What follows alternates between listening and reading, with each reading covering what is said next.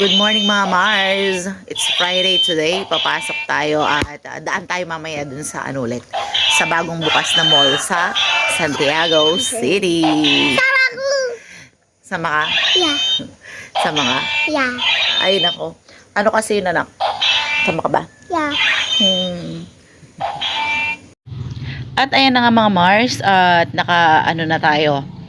Nakabihis na tayo, papunta tayo ng Save More at Tiague ngayon kasi nagpatid tayo kay Ryan kasi nga sayang yung pamasahe natin, ang mahal mga Mars. Yan. And of course, touchdown Santiago. Tingnan nyo dito sa Santiago mga kumare. Napaka-traffic. Yan. Hanggang dito pa lang kami parang parang usad pagong yung yung ano ba ito? Usad pagong yung sasakyan. Flex ko nga sa inyo mga Mars yung location kasi maraming nagtatanong kung nasaan ba yung bagong bukas na Star Mall DV Mart dito sa may sa Mabini, Santiago, Isabela. Yan. Ito yung landmark Robinson's Place, Santiago. Yan.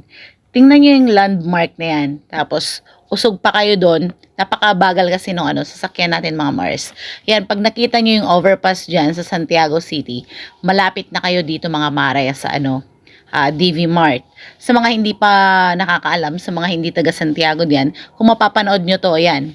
Malalaman nyo yung location mga Mars. Huwag kayong mag-skip ng para malaman nyo. Ito na yung Rosie, and then marami pang mga pinapagawang mall dito sa sa Mabini mga Mare. Katulad nito, ang alam ko dito sa isa dito, kung Unisan ang alam ko dito.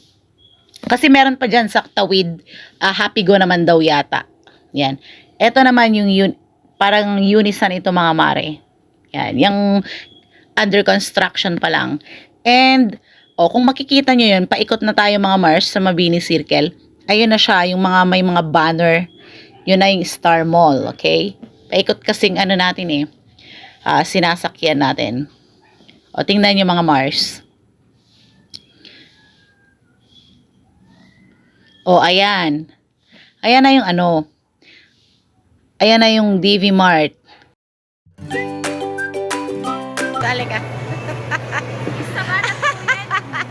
Agahay kami Shoutout nga pala sa kaibigan nating maganda sa Robinson na si Lani na nagmamanage ng Mango Chenes sa Robinson.